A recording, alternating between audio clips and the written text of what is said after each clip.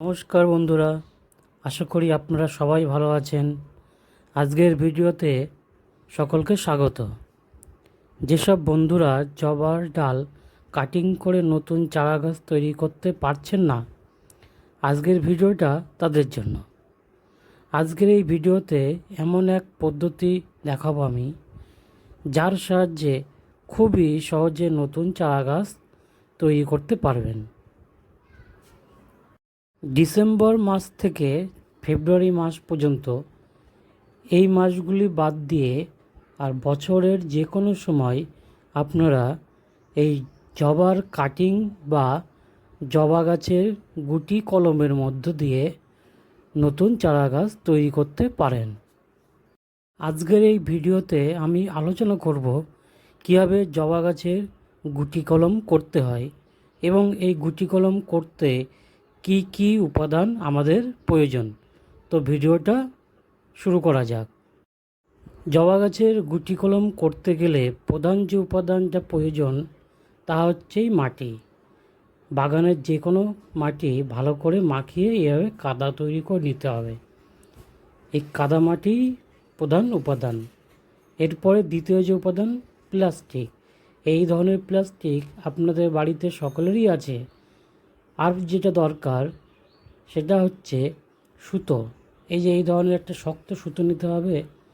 ধরনের শক্ত সুতোর সাহায্যে কলমের জায়গাটা ভালো করে বাঁধা যাবে।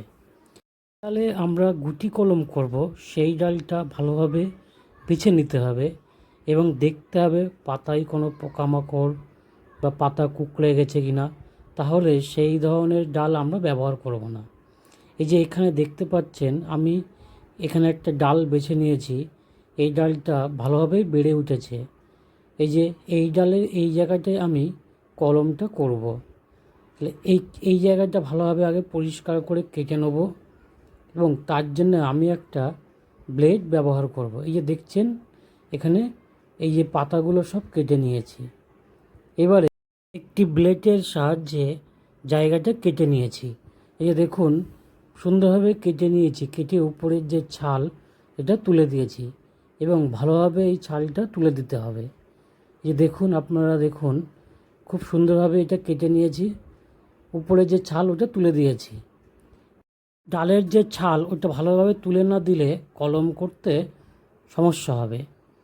এবারে আমাদের যে কাদা করে রাখা যে মাটি ওটা এখানে ভালোভাবে লাগিয়ে দেবো। এই দেখুন, আপনারা দেখতে পাচ্ছেন আমি সুন্দর করে মাটি এখানে লাগিয়ে দিচ্ছি। মাটির জায়গাতে ঠিকভাবে লেগে যায় সেদিকে লক্ষ্য রাখতে হবে। নরম মাটি ব্যবহার করবেন, তাহলে মাটি লাগাতে সুবিধা হবে। এই যে আপনারা দেখুন খুব সুন্দরভাবে লেগে গেছে। এবার প্লাস্টিক দিয়ে এবং সুতলিটা দিয়ে ভালোভাবে বেঁধে দেবো। এই যে আপনারা দেখতে পাচ্ছেন আমি বেঁধে দিয়েছি এখানে। এই বেঁধে দেওয়ার পরে এই যে মাথার দিক থেকে প্রত্যেক দিন না পারলেও সপ্তাহে 4 দিন অন্তত জল দিতে হবে, যাতে এই জায়গার মাটিটা ভিজে থাকে। তাহলে খুব তাড়াতাড়ি কলম তৈরি হবে এবং দেখা যাবে যে 10 দিনের মধ্যেই এখানে শিকড় বেরিয়ে আসছে। ভিডিওটি ভালো লাগলে লাইক দিয়ে চ্যানেলটি সাবস্ক্রাইব করবেন।